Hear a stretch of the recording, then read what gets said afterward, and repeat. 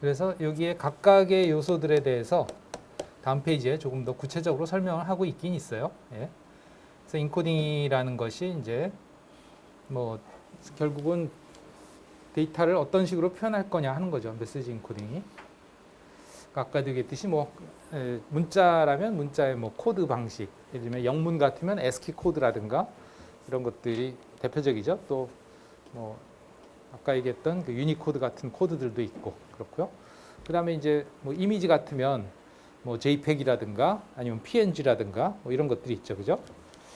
네, 뭐 그런 것들이 있고 그다음에 또 뭐 사운드 같으면 여러분들이 통신 시스템 기초에서 해봐서 알겠지만 뭐 MP3라든가 뭐 그런 것들이 있고 뭐 웨이브라든가 뭐 그런 것들이 있죠, 그죠? 그런 식으로 그 어떤 정보를 표현하는 그 인코딩 방식 이런 것들이 이제 메시지 인코딩이 되겠죠.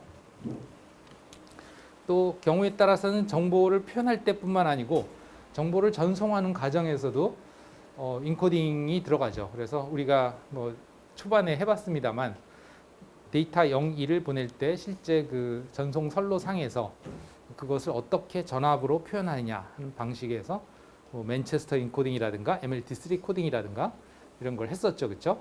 기억나죠?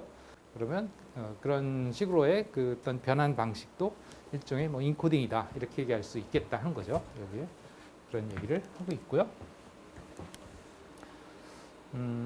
뭐 여기에서도 이제 뭐 예를 들면 대화를 할 때는 어떤 식으로 하냐? 이제 음성으로 한다 이거죠. 이런 아날로그 음성으로 서로 간에 대화를 하죠.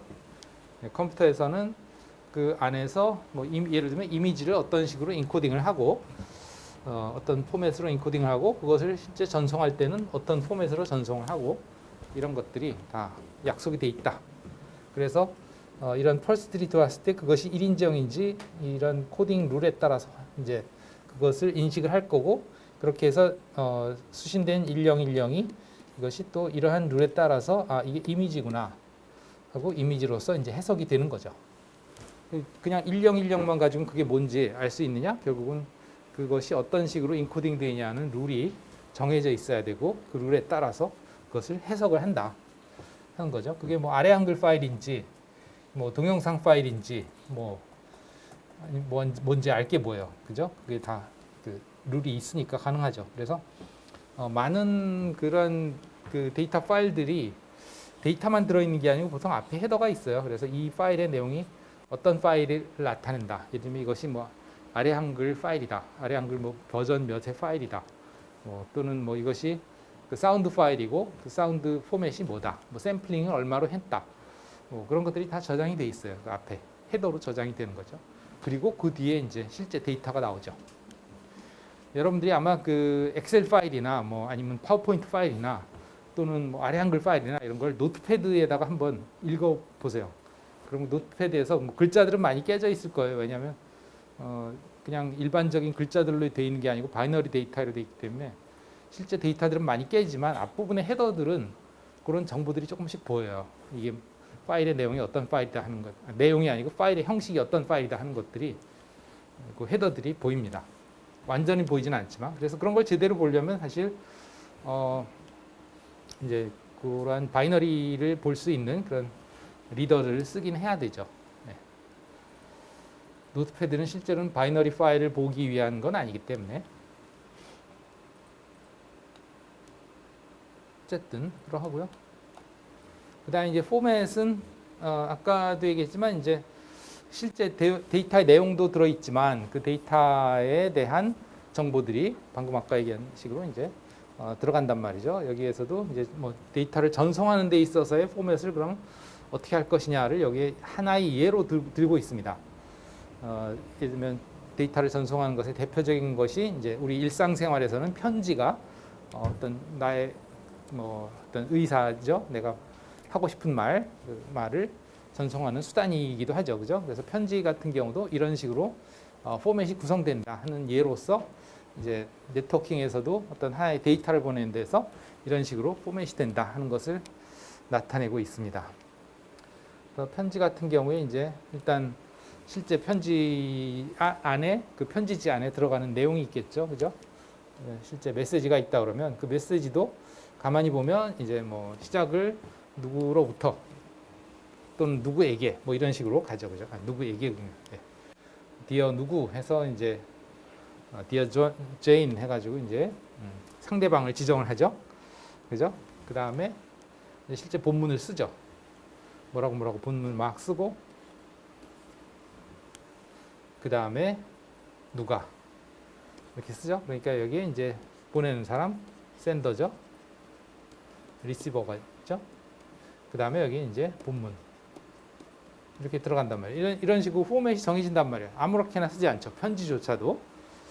이것처럼 이제 네트워크에서도 마찬가지로 이제 그런 식으로 포맷을 갖추게 된다 하는 거죠. 물론 이제 이거는 실제 편지지의 내용이고 또 그것을 그대로 편지지를 보내는 게 아니고 어때요? 포장을 해서 보내죠. 편지 봉투로. 그런 포장들이 또 있게 되겠죠. 편지 봉투가. 봉투 안에는 또 어떤 내용들이 들어가느냐? 보내는 사람과 받는 사람의 주소라든가 또 이것이 그 뭐 합법적으로는 뭐 하지만 어쨌든 규정에 맞게 전송이 된다. 즉 이것이 그 비용을 지불한 것이다를 나타내기 위해서 또 그 증표인 우표가 붙기도 하죠, 그렇죠? 네, 뭐 이런 것들이 이제 어떤 하나의 그 정보를 보내는 데 있어서의 포맷이 될 수 있겠다 하는 거고, 그것을 이제 실제 네트워킹 관점에서 보면 우리가 배웠던 뭐 어떤 데이터를 보낼 때 이제 데이터가 있으면 그것에 대해서 보통은 이제 패킷으로 만들죠. 뭐 ICMP 데이터가 있다 그러면 ICMP에 어떤 그 페이로드를 IP에서 헤더를 붙이죠, 그죠? 그래서 뭐 소스 IP 주소, 데스티네이션 IP 주소, 뭐 TTL 값, 뭐 등등 여러 가지를 붙여서 그걸 만들고 또 그것을 이제 이더넷에서 또 데스티네이션 맥 주소, 그 다음에 소스 맥 주소, 뭐 그런 것들 또 붙이죠, 그죠? 그래서 각 계층에서 필요한 그런 부가적인 정보들을 이제 포매팅을 해서 만든다 이거죠. 예. 이런 것들이 이제 메시지 포매팅과 인캡슐레이션에 관한 내용이 되겠습니다. 그러니까 그냥 딸랑 그 데이터만 있는 게 아니고 그 데이터에 대한 정보들을 각 계층에서 처리하기 위한 정보들을 인캡슐레이션을 해 나간다 하는 거고요. 이제 반대로 수신 측에서는 이제 그것을 하나씩 제거해서 알맹이만 남기는 거죠. 그래서 그걸 알맹이를 실제 그 사용 애플리케이션한테 넘기는 거죠. 뭐 사람으로 치면 사용자한테 넘기는 거죠. 네. 그래서 그걸 뭐 편지 같은 거 수신을 하면 이 편지 봉투를 보고서 거기에 수신자가 나로 되어 있으면 편지 봉투를 열죠, 그렇죠? 그것이 이제 디캡슐레이션이죠. 포장된 것을 벗겨내는 과정. 그리고 그 안에 이제 내용물 보고서 내용을 인식을 하게 되는 거죠. 그런 것과 비슷하다, 볼 수 있겠다 하는 겁니다. 질문 있을까요? 없죠. 네. 네. 그 다음에 이제 메시지 사이즈에 대한 내용인데요. 메시지의 사이즈가 앞에 있었나?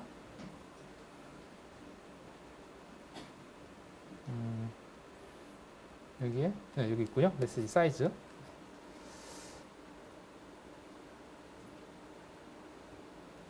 메시지의 사이즈는 우리가 보내려고 하는 데이터의 그 사이즈는 천차만별이다 이거죠. 뭐 택배를 할 때도 마찬가지죠. 택배를 할 때 뭐 요만한 물건부터 시작해서 아주 이만한 물건까지 다양한 그 크기의 물건들이 있잖아요, 그죠? 그런데 이제 네트워크에서는 정해져 있는 게 또 그 사이즈가 아무렇게나 보낼 수 있는 게 아니다 이거예요.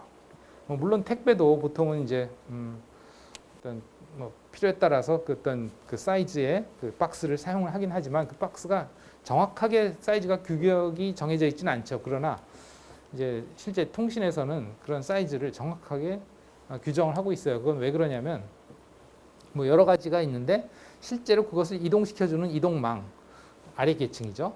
1계층과 2계층에서 그것을 다루는 크기가 정해져 있기 때문에 그래요. 예를 들면 이더넷이면 이더넷 또는 와이파이면 와이파이 뭐 등등 다양한 종류의 망들이 자기 망에서 처리할 데이터의 크기가 정해져 있다 이거예요. 거기에 맞춰서 이제 사이즈를 맞출 수밖에 없다. 규격화된 사이즈로 맞출 수밖에 없다 하는 거죠. 그래서 그런 전달망에서의 그런 그 실어나를 수 있는 크기를 우리가 뭐라고 부르냐 하면 이제 MTU라고 부른다. MTU. 그래서 맥시멈 트랜스퍼 유닛이다. 뭐 이렇게 얘기를 하고요. 이제 실제로 우리 컴퓨터에서 PC에서도 그것을 확인해 볼 수가 있어요. 그러면 여러분들은 이제 PC에서는 뭐 여러 가지가 있겠지만 일단 이더넷이 있죠, 그렇죠? 랜 카드가 이더넷이 있어서 그 이더넷을 통해서 우리 실습실 상에서의 랜이 구성이 되잖아요, 그죠? 네, 그러면 그 이더넷의 경우에 이제 MTU가 어떻게 되냐, 뭐 이런 것들을 확인해 볼 수 있다는 거죠. 단과 같은 명령어를 써서 한번 해보겠습니다. 여기에 보시면 이 명령을 그냥 한꺼번에 왜 안 되지? 응? 갑자기 또 안 되기 시작하지.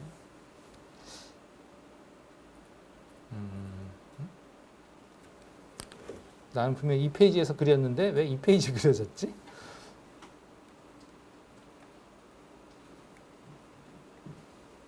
네. 여기 이 명령어를 그냥 다 쳐도 돼요. 여기서는 어떻게 했냐면 이런 식으로 했습니다. net sh 해서 인터페이스 ip before 이렇게 해서 엔터를 치고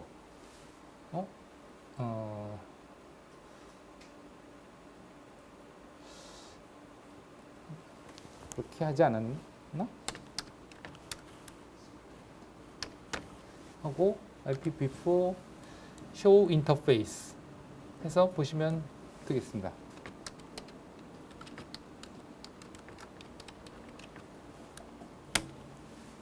이렇게 하면 쭉 내용이 나오죠. 네.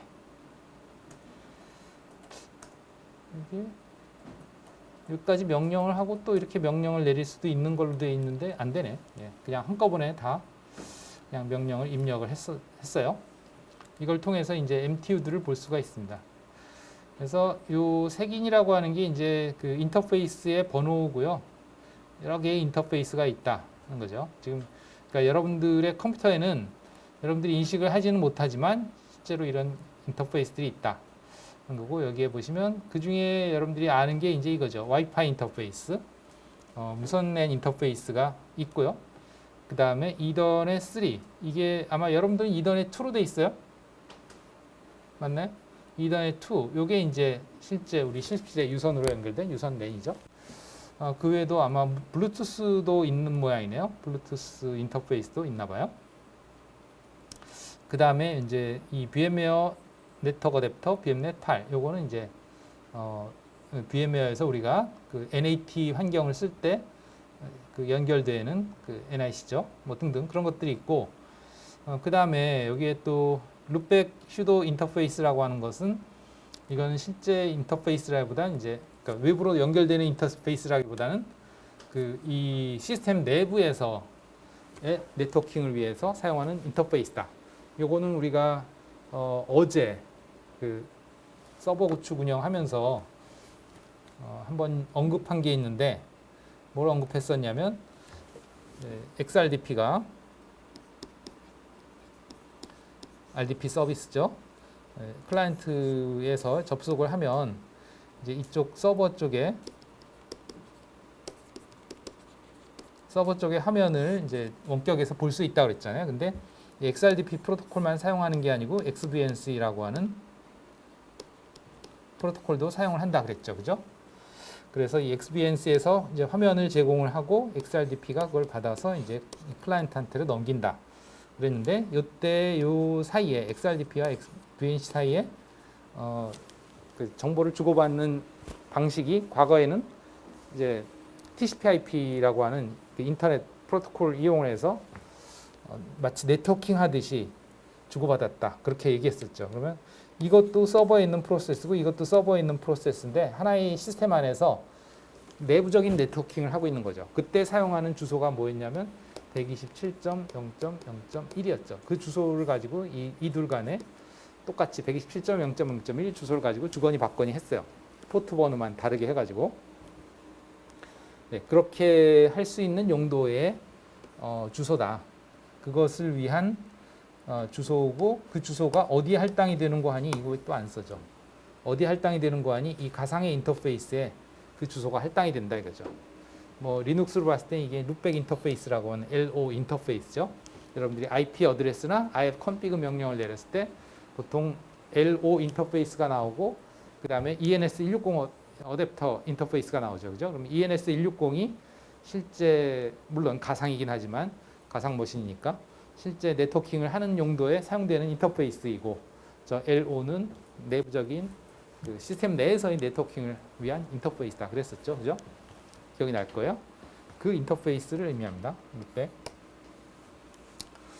어쨌든 그렇게 다양한 인터페이스들이 있는데 그들의 MTU가 얘네들은 전부 다 이제 1500으로 다 균일하네요. 그렇죠? 그러나 이제 이 룩백 인터페이스 같은 경우에는 MTU 값이 엄청나게 커요. 이거는 뭐 왜 그러냐면 이거는 실제로 결국은 뭔가 외부로의 네트워킹을 하기 위한 진짜로 데이터가 외부로 이동이 되기 위한 그런 네트워크예요. 그래서 외부로 데이터가 이동이 될 때는 데이터의 사이즈를 실제 그 물리적인 망에 맞춰서 분할을 한단 말이죠.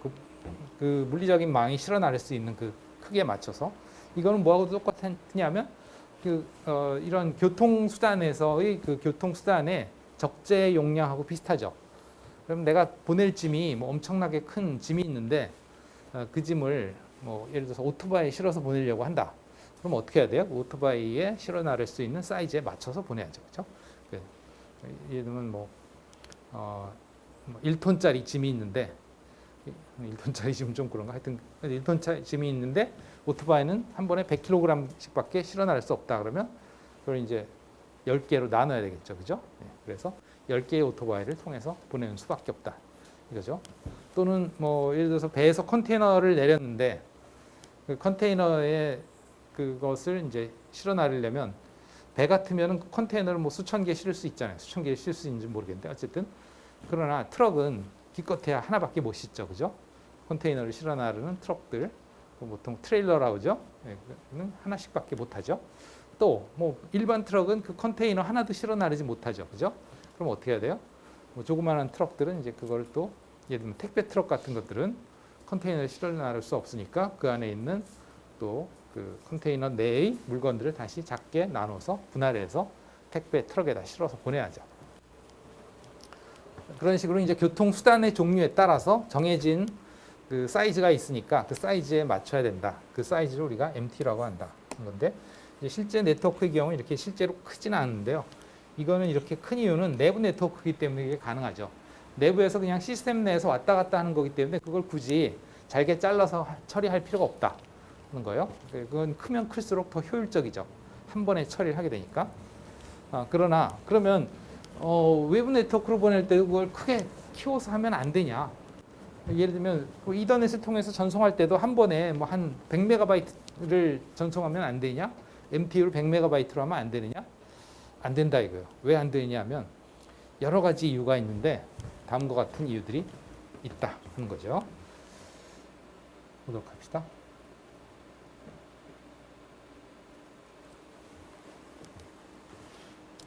그래서 아까도 얘기했지만 그런 사이즈 리스트릭션이 있다. 최대가 이제 MTU고요. 그 다음에 이제 최소도 있을 수 있어요. 경우에 따라 너무 작아도 안 된다. 예를 들어서 이더넷 같은 경우도 최소 사이즈가 정해져 있죠. 너무나 작으면 안 되고 그래서 보통 이더넷의 경우에 실제 실어 나를 데이터의 양이 너무 작으면 패딩이라는 그 임의 비트죠.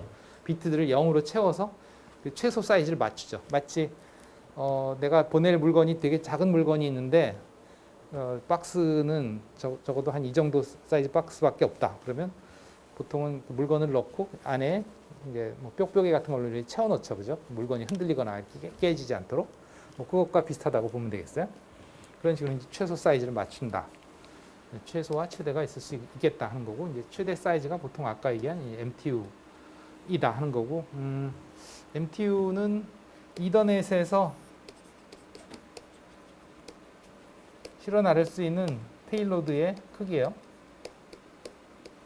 즉 상위 계층에서 의뢰한 전송 데이터의 그 사이즈죠. 이게 MTU예요.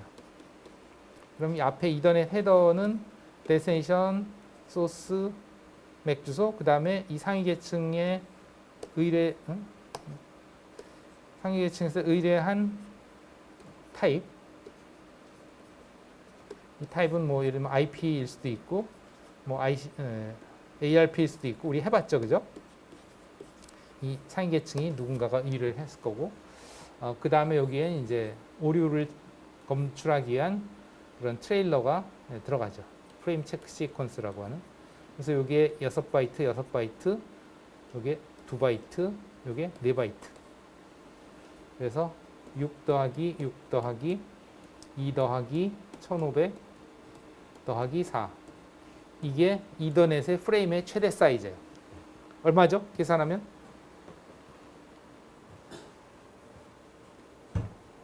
1518이죠. 그죠? 1518바이트가 이더넷의 프레임의 최대 크기입니다. 그러면 그 안에서 이 1500이 이 이더넷의 헤더 부분과 트레일러 부분을 제외한 실제 알맹이가 되는 거죠. 그러니까 트럭도 보면 그 트럭과 그다음에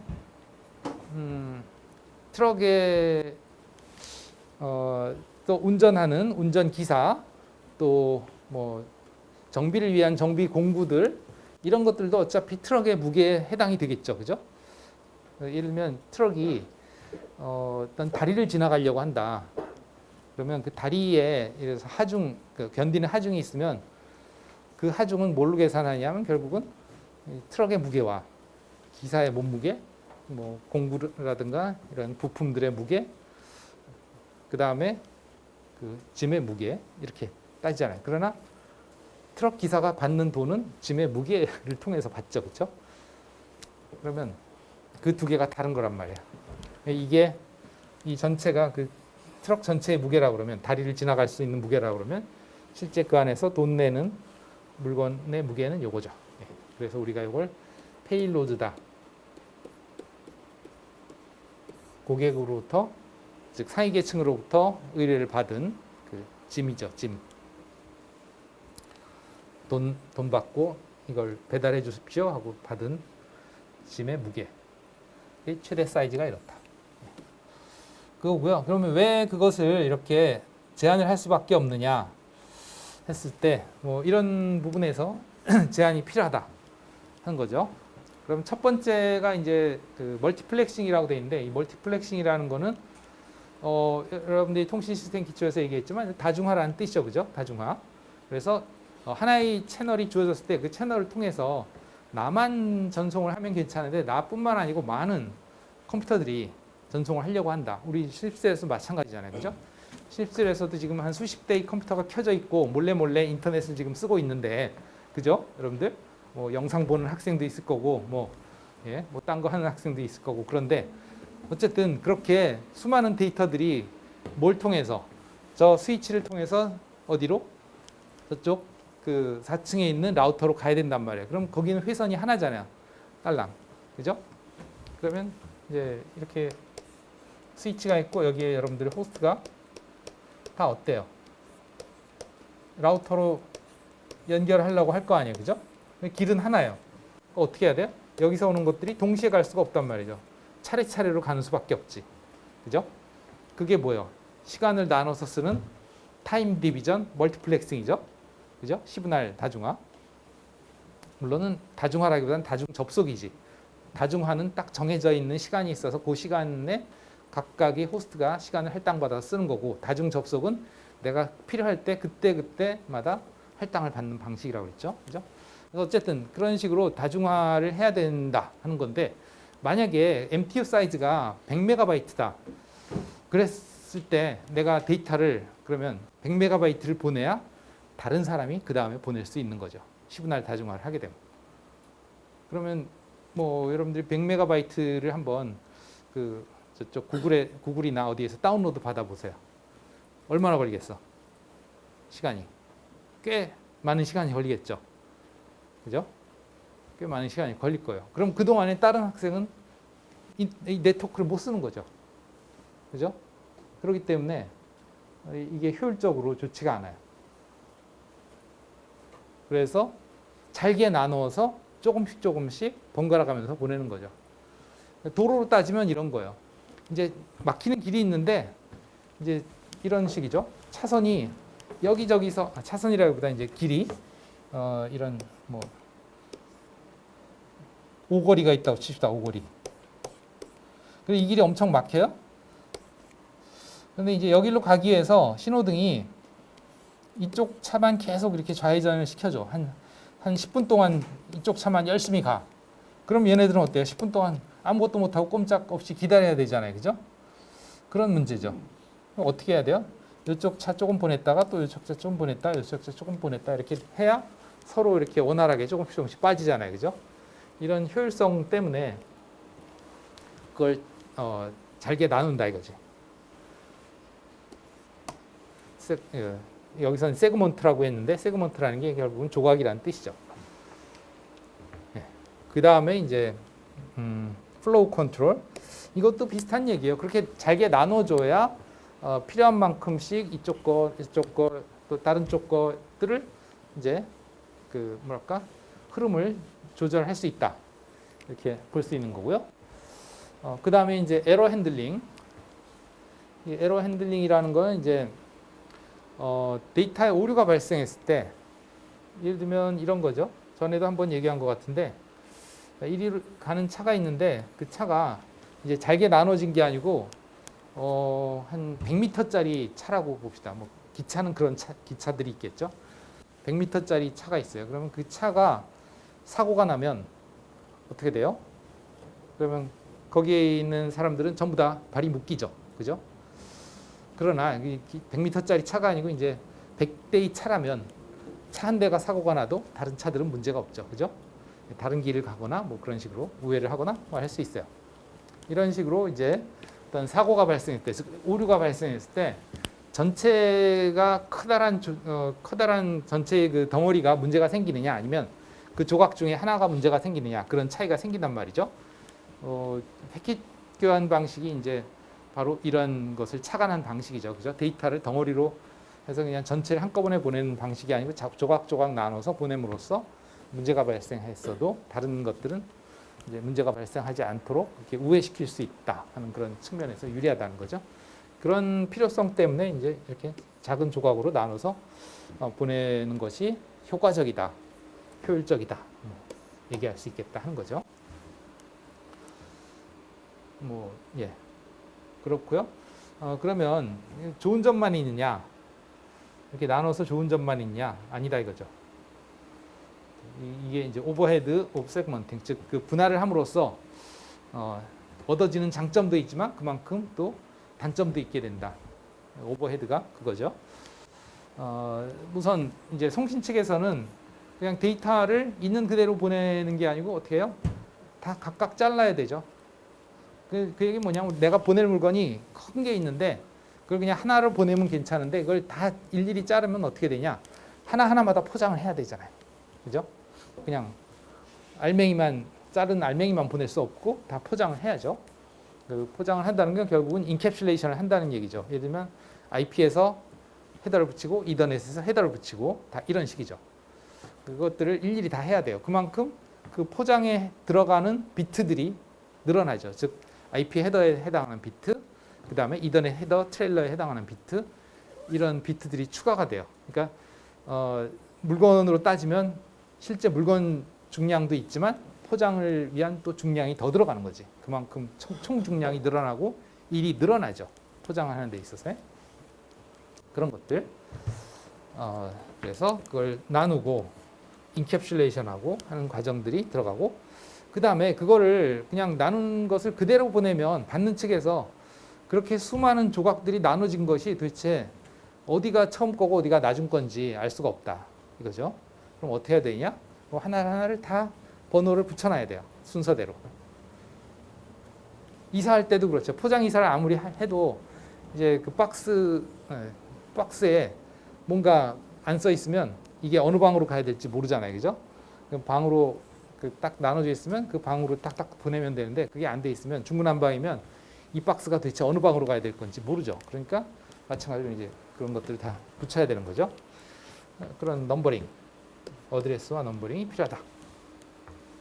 이런 것들이 이제 오버헤드가 되는 거죠. 받는 측에서는 이제 또 그런 포장을 다 풀어야 되잖아요.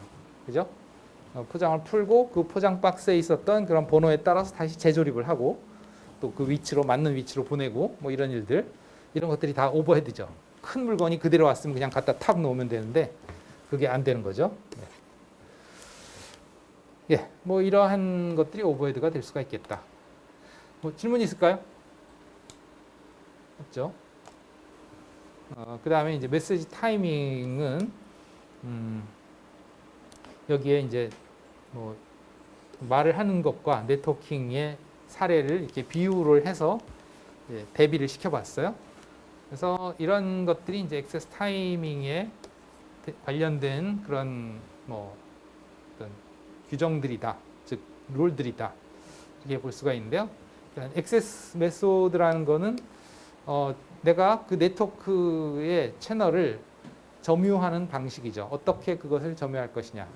예를 들면 도로로 따지면 내가 이 위치의 도로를 어떻게 점유를 할 것이냐 하는 거죠. 그러면 여러분들이 예를 들어서 길을 갈 때도 인도를 가다가 내가 길을 건너고 싶으면 차도를 액세스해야 되잖아요. 그죠?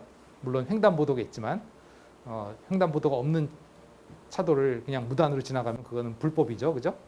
어쨌든 그 횡단보도를 지나가려면 어떻게 해야 돼요? 신호를 기다려야죠. 그죠? 신호를 기다려야 돼요. 그래서 빨간불이면 지나가면 안 되고 파란불이 돼야 건너갈 수 있죠. 아니면 신호가 없는 횡단보도라면 어떻게 해야 돼요? 뭐 사실은 그 법적으로 따지면 신호가 없는 횡단보도는 사람이 우선입니다. 그러니까 차가 오더라도 그냥 지나가는 게 불법은 아니에요. 그러나 10중 8구 어떻게 되겠어요? 차가 지나가는데 그냥 용감하게 횡단보도를 건너면 10중 8구 사고가 나겠죠. 그죠?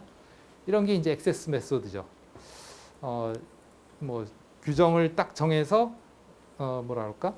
그 빨간불일 때는 못 건너고 파란불일 때는 건너게 하고 뭐 이렇게 하든지 아니면 눈치를 보고 차가 없을 때 지나가든지 뭐 이런 것들이 액세스 방식이죠. 네.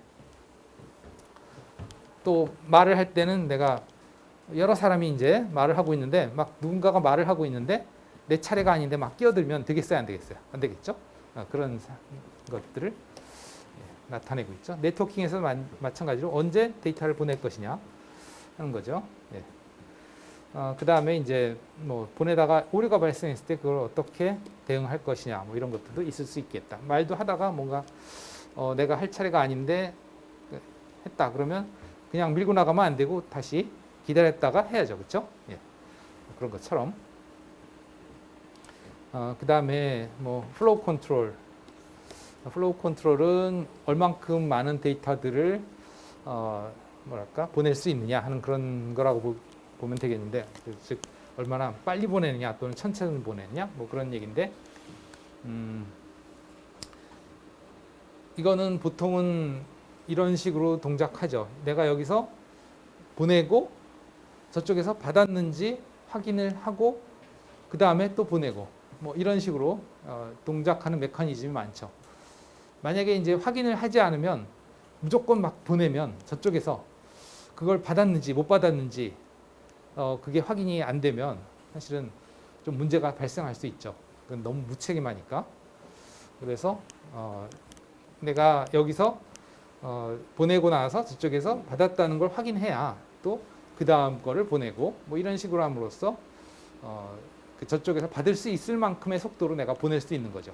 네, 그런 것들이 이제 플로우 컨트롤이 되겠습니다. 물론 그거는 이제 받는 측에서의 그 뭐랄까 그 캐패시턴스도 있을 거고, 즉 그 받는 쪽에서의 어떤 수용 능력도 있을 거고, 또 네트워크에서의 수용 능력도 마찬가지예요. 네트워크도 항상 원활하게 동작하는 건 아니니까 정체가 될 수도 있으니까 어쨌든 그 받는 쪽에서 두 가지 원인에 의해서 네트워크의 정체 때문인지 아니면 뭐 수신 측에서의 그 뭐 지금 로드가 많이 걸려서 제대로 수신을 못 한다든가 이럴 수도 있으니까 어쨌든 뭐 그런 상황들에 맞춰서 저쪽에서 받을 수 있을 만큼의 속도로 보낼 수 있는 그런 것들이 이제 결국은 저쪽에서 받았다는 확인을 보내주면 그때서 그것을 보고서 보내는 식으로 그렇게 플로우 컨트롤 할 수가 있겠다 하는 거고요. 그 다음에 그러면 이제 받았다는 확인이 안 오면 어떻게 할 거냐?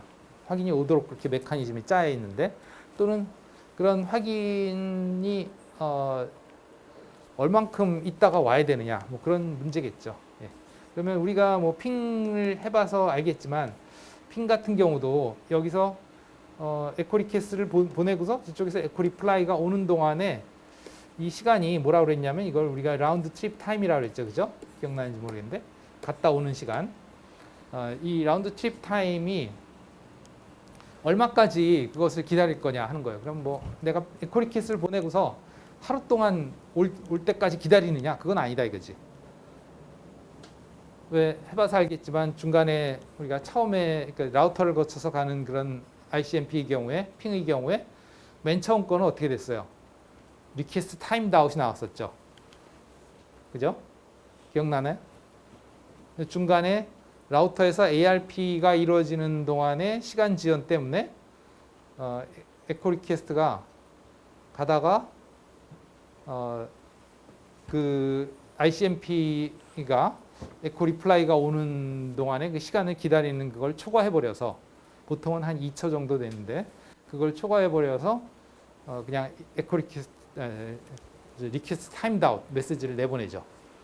이런 것들이 결국은 얼마나 응답이 올 때까지 기다릴 것이냐 하는 그런 것이 되겠죠. 또 뭐 여러분들이 가끔 웹페이지에서 보면 어떤 클릭을 했는데 한참 뱅뱅 돌다가 이렇게 뜨는 경우도 있죠. 그죠? 네, 이런 것들도 이게 이제 브라우저에서 내가 이제 전송을 수신을 하기 위해서 어떤 요청을 했을 때 그 기다리는 시간이 어느 정도 정해져 있단 말이에요. 그냥 무한정 기다리지 않는다. 그런 것들이 다 규정이 되어 있기 때문에 그 시간이 지나면 이제 브라우저에서는 데이터가 오지 않으니까 이런 식으로 이제 표시를 해주는 거죠. 네, 이런 것들이 이제 어떤 타이밍과 관련된 그런 표준, 뭐랄까? 그 규정들이 되겠다. 규칙들이 되겠다. 그런 거고요. 질문 있나요, 혹시? 있죠? 그 다음에 이제 딜리버리 옵션은 전달 방식인데, 이제 1대 1이냐, 1대 다냐, 뭐 이런 것들이죠. 그래서 1대 1의 경우에는 이제 우리가 유니캐스트라고 그러고, 얘가 보낸 것을 하나의 그 수신자한테 보내는 그런 방식이죠. 그 다음에 이제 멀티캐스트라고 하는 건 1대 특정 다수한테 보내는 방식. 그것은 이제 1대 셀렉티드 맨이 이게 이제 멀티캐스트. 그 다음에 브로드캐스트는 1대 전체.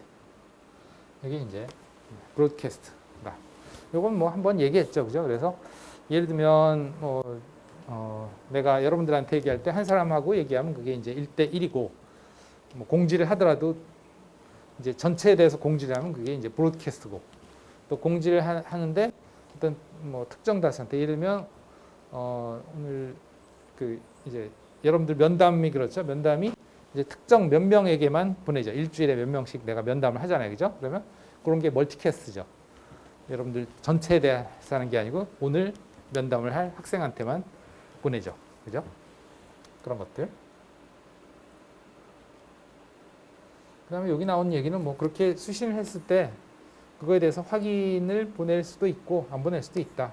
두 가지 그런 뭐 대화 방식이 있다 하는 거예요. 아까도 얘기했지만 여기서 여기에